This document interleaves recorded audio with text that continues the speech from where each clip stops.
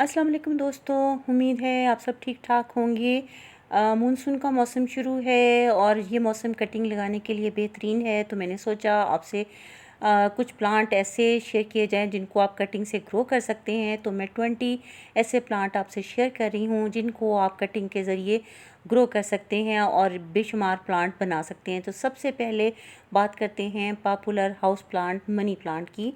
और ये प्लांट जो है हम जिसके पास एक दफ़ा आ जाए तो उसके बाद बेशुमार प्लांट इसके बन जाते हैं। और उसकी वजह ये है कि ये बहुत इजीली प्रोपेगेट हो जाता है। स्टेम कटिंग से इसकी प्रोपेगेशन होती है। ये जो इसका एक एरियल रूट है या नोड एरिया कह लें, यहाँ से थोड़ा सा नीचे से आप इसको हाफ इंच के करीब छोड़ के कट करें और इसको सॉइल में लगा दें। एक लंबी स्टेम जिसमें अगर 6 से 7 लीफ हैं तो आप वो समझें कि आप उससे उतनी कटिंग्स बना सकते हैं और बेशुमार प्लांट अपने तैयार कर सकते हैं। नेक्स्ट प्लांट जो है वो मैं मॉन्स्ट्रा का आपसे शेयर कर रही हूँ।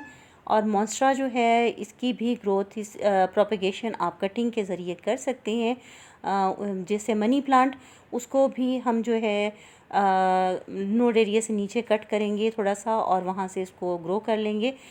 इसको भी आप ग्रो कर सकते हैं सॉइल में भी और पानी में भी इसकी प्रोपेगेशन हो सकती है जैसे कि मनी प्लांट की। ये मेरा पोथोस का प्लांट है, बिग मनी प्लांट आप कहें। इसके जो है देखिए कितने बड़े इसके लीफ हैं। इसकी मैंने कटिंग्स लगाई थी और लेकिन वो कटिंग मुझसे नहीं चल सकी। अगर आप में से किसी ने ग्रो किया है बिग लीफ वाला मनी प्लांट तो मुझे बताइए कि आपने किस तरह इसको प्रोपेगेशन की है, क्योंकि मैंने पानी में भी लगाया सॉइल में भी लगाया लेकिन मेरी इसकी कटिंग नहीं चल सकी। तो मुझसे ज़रूर शेयर कीजिएगा। ये है सिंगोनियम एरोहेड प्लांट। दोनों इसी के नाम हैं। बेहद खूबसूरत प्लांट है और उसी तरह एरियल रूट से थोड़ा सा नीचे इसको कट करेंगे या नोड एरिया आप कह लें, वहाँ से कट करेंगे और इसको पानी में लगा के भी ग्रो कर सकते हैं और सॉइल में लगा के भी ग्रो होता है। इसको क्लाइंबिंग प्लांट के तौर पे भी आप लगा सकते हैं और हैंगिंग बास्केट में भी बेहद खूबसूरत प्लांट ये लगता है। बेहद खूबसूरत इसके कलर होते हैं और आपके गार्डन की रौनक को बढ़ाता है। अगला जो प्लांट है वो क्रोटोन है और ये भी आप कटिंग के ज़रिए ग्रो कर सकते हैं।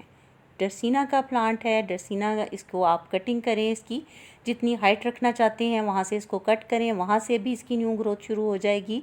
और ऊपर वाला पोर्शन जो आप कट कर रहे हैं उसको आप सॉइल में लगा दें और बहुत अच्छे से बहुत जल्दी जो है इसकी रूट्स जो हैं वो बनना शुरू हो जाएंगी और आपके पास 2 प्लांट जो हैं वो तैयार हो जाएंगे।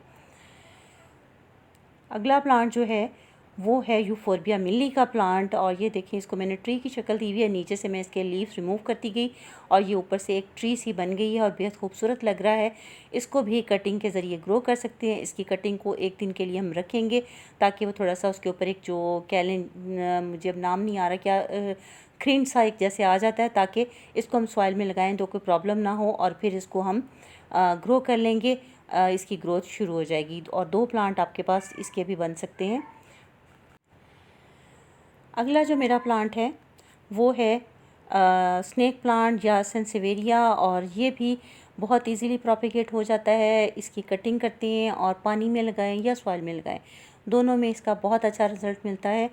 जो नीचे वाला पोर्शन है जो हम प्लांट के साथ से अलहदा करते हैं वहाँ पे रूट्स जल्दी शुरू हो जाती हैं और बाकी जो है पोर्शन जिस लीफ की हमने जो पोर्शन कट किए होते हैं उनकी ग्रोथ थोड़ा सा देर से शुरू होती है। तो उनको ज़ाया मत कीजिएगा, उनको लगा रहने दें, जल्दी आप इसके साथ न्यू प्लांट जो है वो देखेंगे।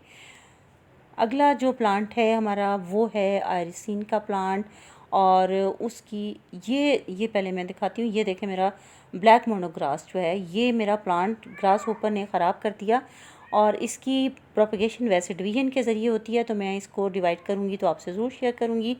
ये आयरिसिन का प्लांट है और ये थोड़ा साए में पड़ा हुआ है। इसको थोड़ा सा रोशनी चाहिए होती है जिसकी वजह से इसकी कलर खूबसूरत होते हैं। तो इसकी जगह चेंज करने की ज़रूरत है ताकि इसकी खूबसूरती कायम रहे। इसकी भी कटिंग के ज़रिए प्रोपेगेशन हो सकती है पानी और सॉइल दोनों में। बेहद खूबसूरत प्लांट है।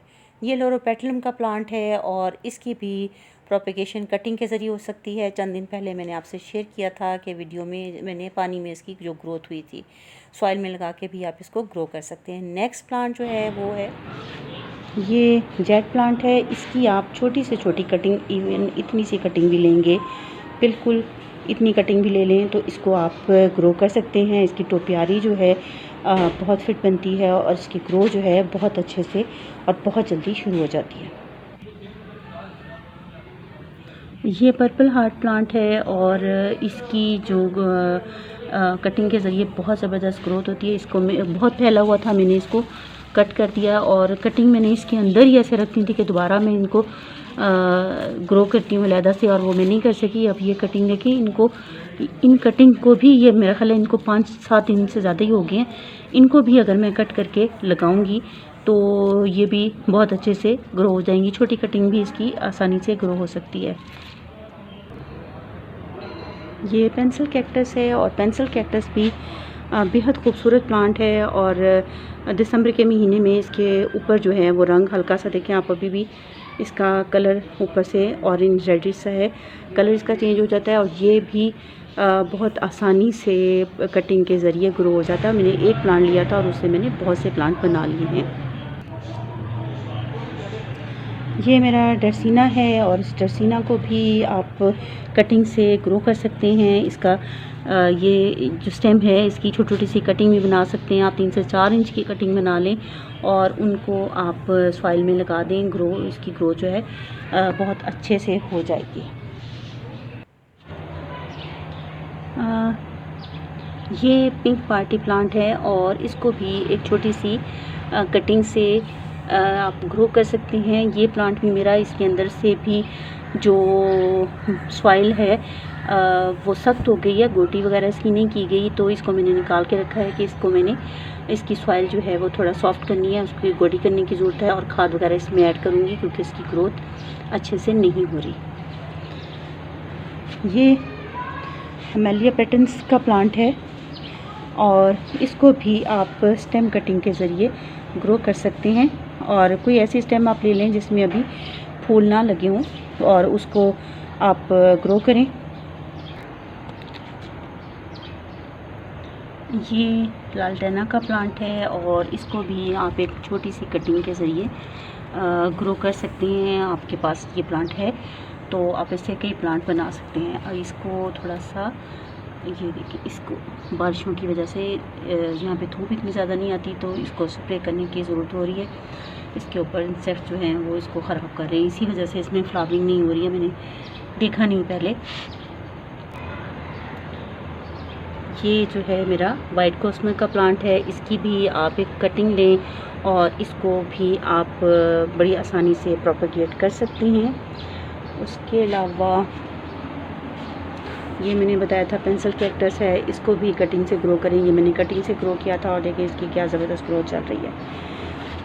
ये जो है आप ये देखें, ये वांडरिंग जू है और ये वाली, ये वांडरिंग जू है, इसको भी कटिंग के ज़रिए आप ग्रो करना चाहें तो कर सकते हैं। आजकल क्योंकि मानसून का मौसम है, बारिशें हो रही हैं, कटिंग जो है बहुत अच्छे से ग्रो करेंगी क्योंकि मॉइस्चर मौजूद है फ़िज़ा में। ये अक्लिफ़ा का प्लांट है और इसको भी देखें आप, ये ग्रास ऊपर, क्योंकि मेरे पास वो स्प्रे जो है ख़त्म हुआ है तो ये इसके साथ पत्ते सारे इसके खाए जा रहे हैं। अक्लिफ़ा को भी आप कटिंग के ज़रिए ग्रो कर सकते हैं। हाइबिस्कस का प्लांट है, हाइबिस्कस के प्लांट को भी आप बहुत आसानी के साथ कटिंग के ज़रिए ग्रो कर सकते हैं। ये एलुमिनियम प्लांट है और ये प्लांट भी कटिंग के ज़रिए बड़ी इजीली ग्रो हो सकता है। ये देखिए ग्रास ऊपर जो है मेरे प्लांट के साथ क्या एंजॉयमेंट कर रहे हैं, क्या उनको खाने पीने का सामान फ्री फंड में मिला हुआ है और मेरे प्लांट जो हैं वो ख़राब कर रहे हैं। ये यूफोर्बिया मिल्ली की दूसरी किस्म है, ये छोटे वाला यूफोर्बिया है और इसमें भी आप इसको भी कटिंग के ज़रिए ग्रो कर सकते हैं। यूफोर्बिया की कोई सी किस्म भी है वो आप उसको कटिंग से ग्रो कर सकते हैं।